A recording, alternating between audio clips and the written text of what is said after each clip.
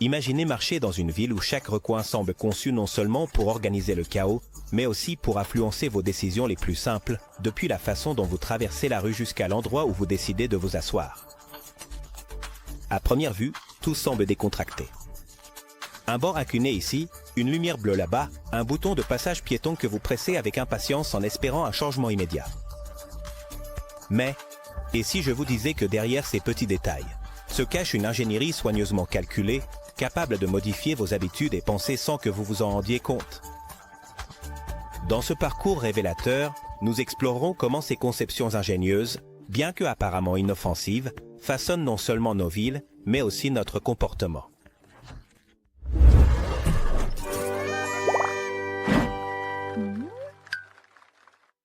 Architecture hostile. Avez-vous remarqué comment certains espaces publics semblent conçus pour déranger plutôt que pour servir? Ce phénomène, connu sous le nom d'architecture hostile, est une stratégie délibérée qui vise à modifier le comportement humain dans les environnements urbains. Les bancs inclinés, les accoudoirs placés stratégiquement au milieu des bancs et les pierres incrustées dans les pavés sont des exemples de cette tendance. Bien qu'à première vue, elles semblent être des solutions ingénieuses pour maintenir l'ordre, derrière ces structures se cache un but moins bienveillant, décourager les sans-abri d'utiliser ces espaces comme refuge. L'architecture hostile ne se limite pas aux bancs aux pierres. Certaines entreprises vont même jusqu'à placer des pics sous les auvents pour empêcher les gens de s'abriter pendant les pluies ou pour éviter que les oiseaux ne se posent sur les structures. Bien que ces conceptions puissent sembler pratiques du point de vue de ceux qui les mettent en œuvre, elles ont suscité des critiques pour leur insensibilité aux problèmes sociaux plus profonds, comme le manque de logement. Un exemple notable de cette stratégie est l'installation de bancs anti-sieste à Londres, qui sont équipés d'accoudoirs à intervalles réguliers, rendant impossible pour quelqu'un de s'allonger. Bien que leur but soit d'éviter les usages abusifs, ces bancs reflètent également un manque d'empathie envers les personnes en situation vulnérable. À l'autre extrémité du spectre, des villes comme Helsinki ont opté pour une approche opposée, offrant des espaces publics confortables et ouverts qui favorisent l'inclusion. Selon un article du Guardian, le terme architecture hostile a été popularisé au cours de la dernière décennie, mais la pratique a des racines plus anciennes. À Paris, au XIXe siècle, des bancs avec des séparateurs métalliques étaient installés pour empêcher les mendiants d'y dormir. Cela démontre que cette philosophie de design n'est pas un phénomène nouveau, mais une évolution de mesures urbaines restrictives. Malgré la controverse, les défenseurs de ces designs soutiennent qu'ils aident à maintenir les espaces publics propres et fonctionnels. Cependant, les critiques soulignent que l'architecture hostile n'aborde pas les causes sous-jacentes des problèmes qu'elle cherche à atténuer. Au lieu d'investir dans des solutions qui intègrent les sans-abri dans la société, on choisit de les cacher à la vue de tous. Ce débat continue de soulever des questions importantes sur l'équilibre entre fonctionnalité, esthétique et empathie dans le design urbain. Réduire la vitesse du trafic. Imaginez-vous en train de conduire dans une rue résidentielle tranquille. Soudainement, vous vous retrouvez face à un ralentisseur. Plus loin, la route se rétrécit de manière inattendue, vous obligeant à ralentir encore plus. Ces mesures, connues sous le nom de modération du trafic, sont des stratégies soigneusement conçues pour améliorer la sécurité de tous les usagers de la route, en particulier les piétons et les cyclistes. Bien qu'elles semblent être une nuisance pour les conducteurs, ces modifications remplissent une fonction vitale dans le design urbain moderne. Les ingénieurs de la circulation ont développé diverses techniques pour réduire la vitesse des véhicules. Parmi les plus courantes, on trouve les dos d'âne, les intersections surélevées et les rétrécissements de voies. Ces solutions, bien que simples, ont un impact significatif sur la réduction des accidents et l'amélioration de la sécurité routière. De plus, il a été prouvé qu'elles diminuent la gravité des collisions, si elles se produisent. D'autre part, ces mesures ont également des avantages secondaires. Par exemple, la réduction des voies dans certaines zones urbaines crée plus d'espace pour que les piétons traversent en toute sécurité. De même, une vitesse des véhicules réduite diminue le niveau de bruit et améliore la qualité de l'air dans les zones densément peuplées. Dans des villes comme Amsterdam, ces stratégies sont devenues un modèle à suivre, transformant l'expérience urbaine et donnant la priorité aux personnes plutôt qu'aux voitures. selon un rapport de l'Organisation mondiale de la santé, OMS, une réduction de seulement 10 km par heure de la vitesse moyenne peut diminuer les accidents mortels jusqu'à 30%. Cela souligne l'importance de mettre en œuvre des mesures de ralentissement du trafic dans les zones urbaines denses. Cependant, tout le monde n'est pas convaincu par ces changements. Certains conducteurs estiment que les ralentisseurs et les voies étroites sont inutiles et causent plus d'inconvénients que de bénéfices. Malgré cela, les statistiques soutiennent leur efficacité, surtout dans les zones résidentielles et à proximité des écoles. Ces conceptions urbaines, bien que parfois impopulaires, reflètent un engagement croissant envers la sécurité et la durabilité. Bancs inconfortables dans le métro. T'es-tu déjà assis sur un banc dans une station de métro et as-tu pensé qu'il pourrait être plus confortable? Ce n'est pas un accident. Les bancs publics dans les stations de transport sont intentionnellement conçus pour être inconfortables. L'objectif principal est simple, maintenir le flux de personnes et éviter que ces zones ne deviennent des espaces de repos prolongés. Cette approche, connue sous le nom de design défensif, vise à garantir que les espaces publics soient utilisés conformément à leur objectif initial. Les bancs dans les stations ont souvent des dossiers inclinés, des accoudoirs divisés ou des formes qui empêchent de s'allonger. De plus, dans certaines villes, des systèmes comme des arroseurs automatiques sous les auvents ont été mis en place pour empêcher les sans-abri de se réfugier dans ces endroits.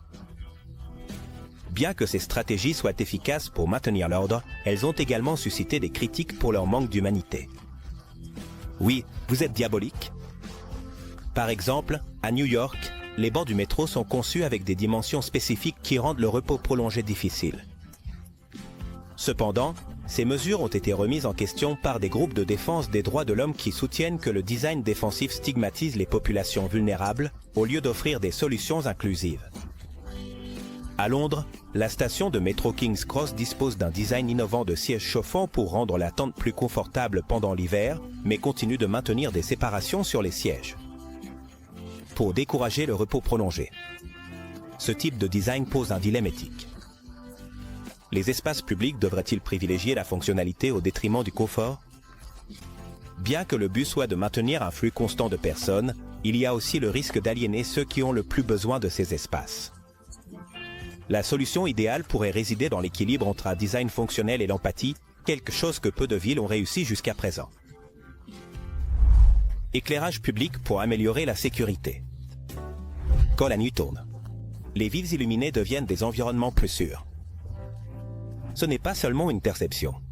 La relation entre un bon éclairage et la diminution de la criminalité est soutenue par des recherches. En fait, une étude réalisée à New York a démontré que l'installation d'éclairage public dans des complexes résidentiels a réduit les délits nocturnes de 60%. Cette statistique met en évidence le pouvoir d'un design urbain simple mais efficace. L'éclairage public remplit un double objectif. D'une part, il dissuade les délinquants qui préfèrent agir dans l'obscurité pour éviter d'être vus. D'autre part, il crée un sentiment de sécurité parmi les citoyens, favorisant l'interaction dans les espaces publics pendant la nuit. Cependant, ces mesures ont aussi leurs limites. Les délits peuvent simplement se déplacer vers des zones moins éclairées, ce qui suggère que l'éclairage public n'est pas une solution définitive au problème de la criminalité. Dans de nombreuses villes, des systèmes d'éclairage intelligents sont en cours de mise en œuvre, ajustant l'intensité des lumières en fonction de l'activité humaine. Cela améliore non seulement la sécurité, mais réduit également la consommation d'énergie.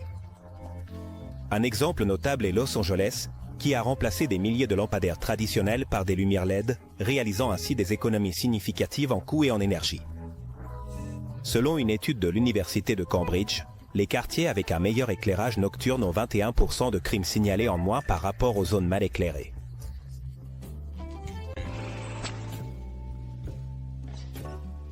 L'éclairage public, bien qu'il ne puisse pas éradiquer complètement la criminalité, joue un rôle crucial dans la construction d'environnements urbains plus sûrs.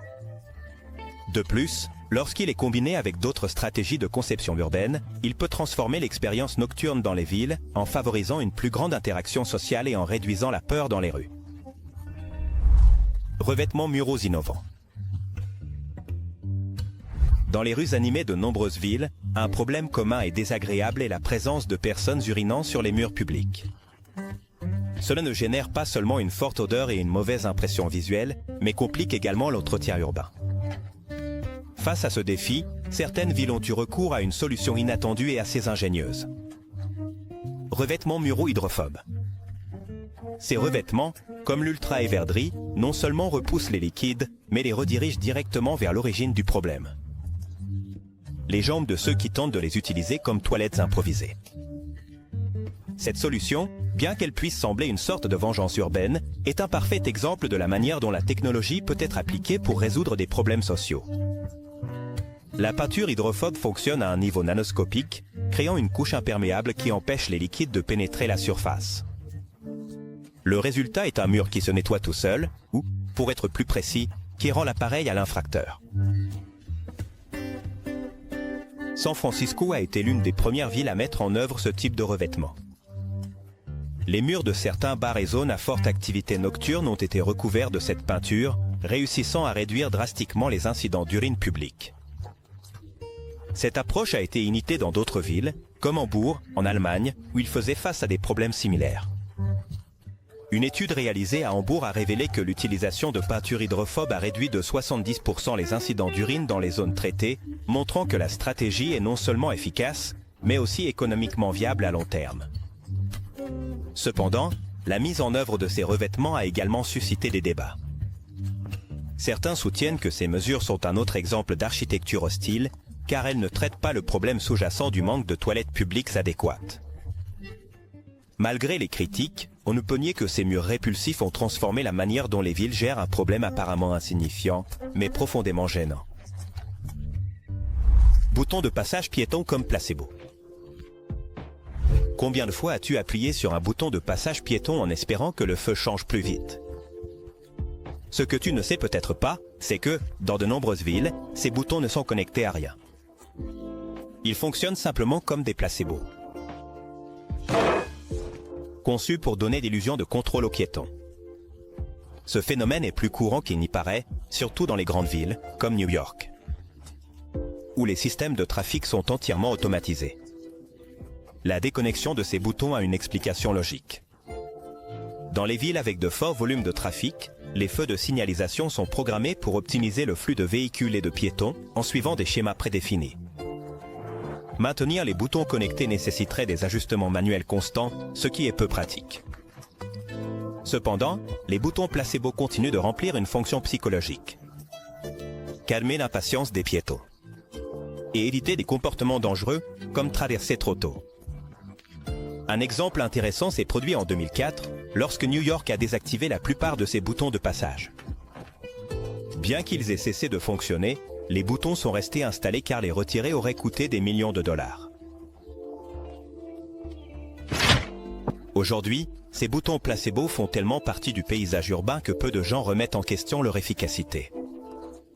Selon un article du New York Times, plus de 90% des boutons de passage à New York ne sont pas connectés, ce qui montre à quel point cette pratique est répandue. Bien que la déconnexion des boutons puisse sembler une stratégie trompeuse, elle reflète également une approche pragmatique de la gestion du trafic urbain.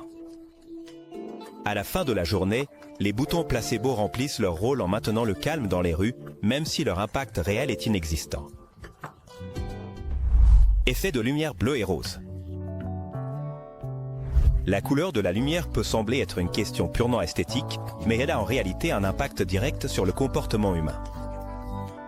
Au cours des dernières décennies, de nombreuses villes ont commencé à installer des lumières bleues et roses dans les espaces publics, comme les toilettes, les gares et les rues, à des fins spécifiques. Les lumières bleues, par exemple, rendent difficile la vision des veines, ce qui décourage les gens de consommer des drogues injectables dans ces lieux.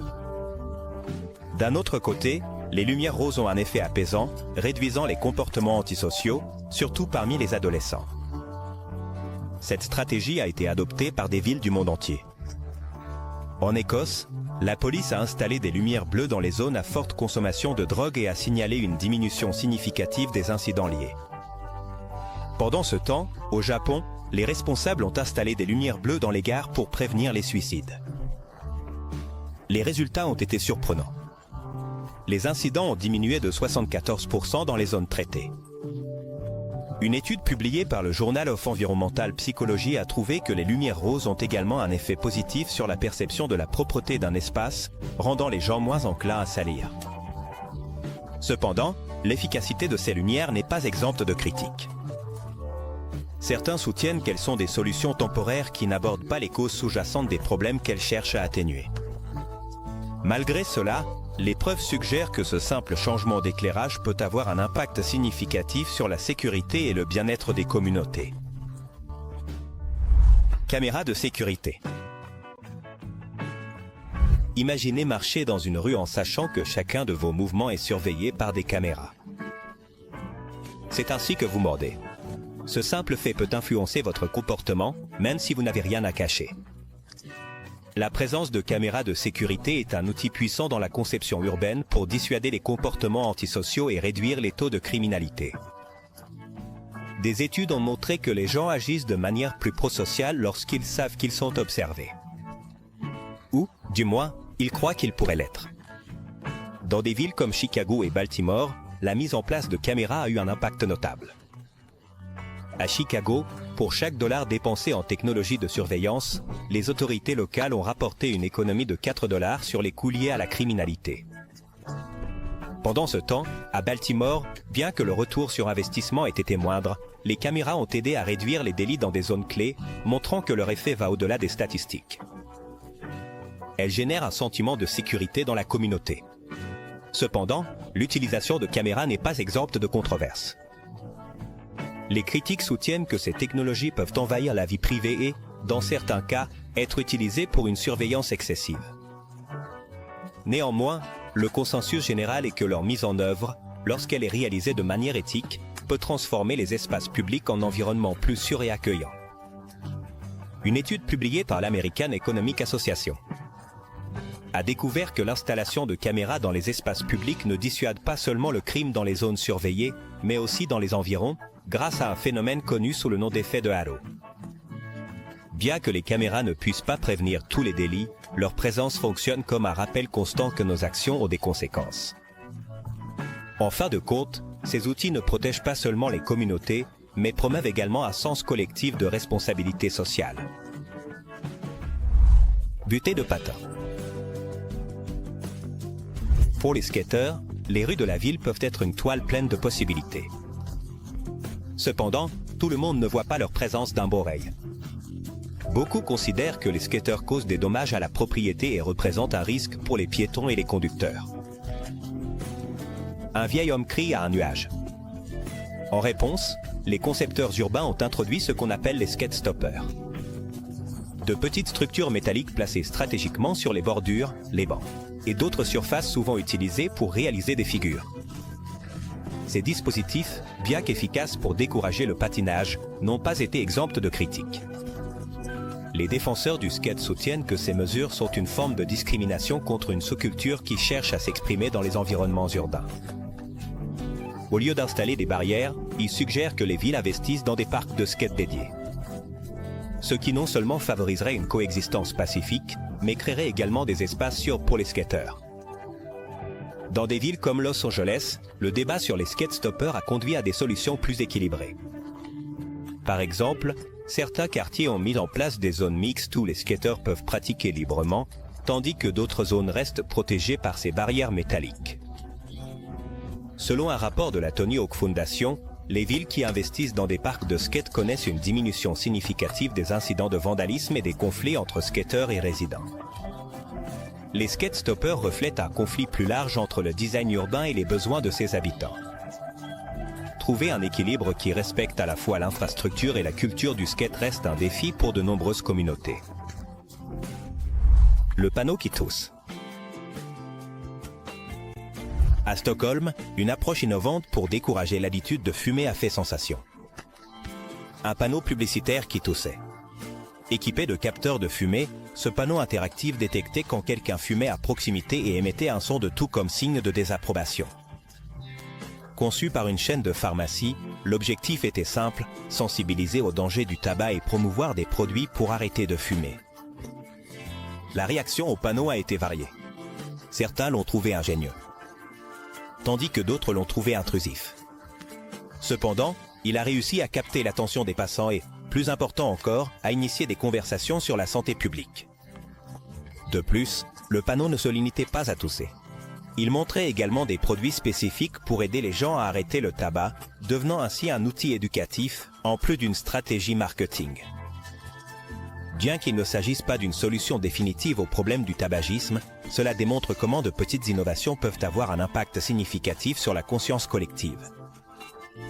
Au Royaume-Uni, des campagnes similaires ont utilisé des cigarettes numériques qui, lorsqu'elles sont détectées dans des zones publiques, émettent des messages éducatifs sur les effets du tabagisme passif.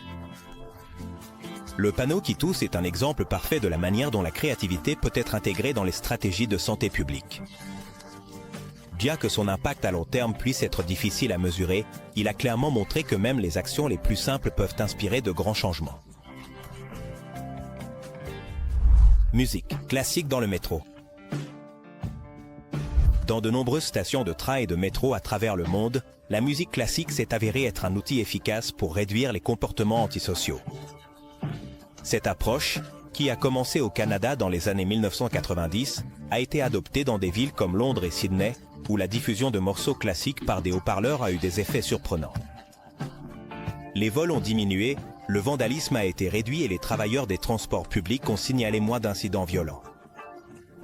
La musique classique a un effet apaisant qui modifie l'humeur des gens. Dans un environnement bruyant et chaotique, comme une station de métro, écouter les notes de Beethoven ou de Mozart peut avoir un impact relaxant, rendant les espaces plus sûrs et accueillants. Un exemple notable est la station de Vauxhall à Londres, où cette stratégie a été mise en œuvre après une augmentation des incidents de vandalisme. En moins de 2 ans, les vols ont diminué d'1 tiers et les agressions contre le personnel ont été réduites de 25%. Une étude réalisée à Tokyo a révélé que les stations diffusant de la musique classique ont connu une diminution des niveaux de stress des passagers, mesurée à travers des enquêtes et des analyses du rythme cardiaque. La musique classique dans le métro n'est pas seulement un plaisir auditif, c'est aussi un outil efficace pour promouvoir la convivialité dans les espaces publics. Bien que certains puissent la voir comme une solution simple, son impact sur l'amélioration de l'environnement urbain est indéniable. L'alarme mosquito. Le bruit peut être un allié puissant dans la conception urbaine, mais pas toujours de la manière que l'on pourrait attendre. L'alarme mosquito est un dispositif qui émet un son de haute fréquence, audible principalement par les adolescents et les jeunes adultes, en raison de la sensibilité de leur audition.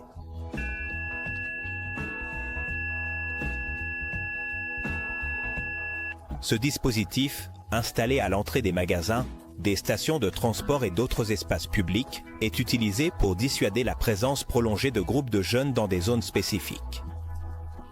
L'idée derrière l'alarme mosquito est simple. Les jeunes ont tendance à éviter les endroits où le son est gênant, tandis que les adultes plus âgés qui ne peuvent pas l'entendre en raison de la détérioration naturelle de leur audition ne sont pas affectés. Cette approche a donné des résultats mitigés.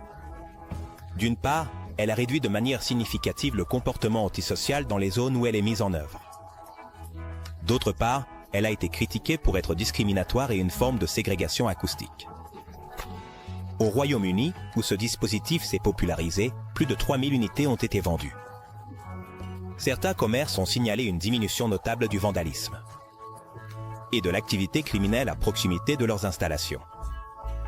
Cependant, son utilisation a suscité des débats sur les droits de l'homme, notamment parce qu'elle affecte également les jeunes qui ne sont pas impliqués dans des activités problématiques.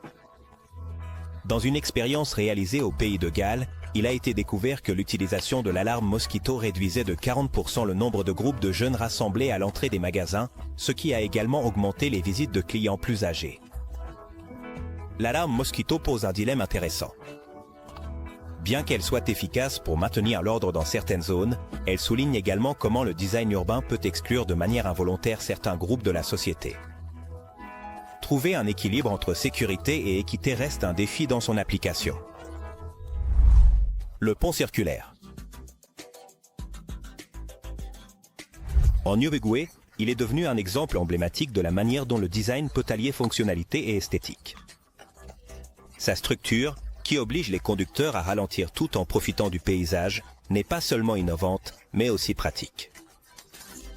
Ce design unique permet une interaction plus harmonieuse entre piétons et véhicules, offrant aux passants des vues panoramiques sur l'environnement naturel.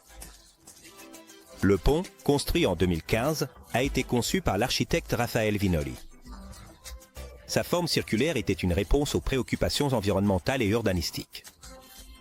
Au lieu d'un pont droit qui encouragerait un trafic rapide, la structure circulaire favorise un transit plus lent et plus sûr, tout en minimisant l'impact écologique sur la lagune et ses environs. De plus, il inclut des passerelles exclusives pour les piétons, offrant un espace pour la détente et la contemplation. Cependant, la construction du pont n'a pas été exempte de controverses. Des groupes écologistes se sont initialement opposés au projet, arguant qu'il pourrait altérer l'écosystème de la lagune. Malgré ces défis, le pont a été largement salué pour son design durable et sa capacité à intégrer la communauté locale. Selon les données touristiques de l'Uruguay, le pont circulaire de Laguna Garzón a augmenté le flux de visiteurs dans la région de 30%, devenant ainsi une attraction à la fois fonctionnelle et touristique. Ce n'est pas seulement une solution architecturale. C'est un exemple de la manière dont le design peut transformer notre expérience des espaces publics. Il combine beauté et fonctionnalité dans un équilibre parfait, démontrant que les structures urbaines peuvent aussi être des œuvres d'art. Murs de cellules de prison de couleur rose.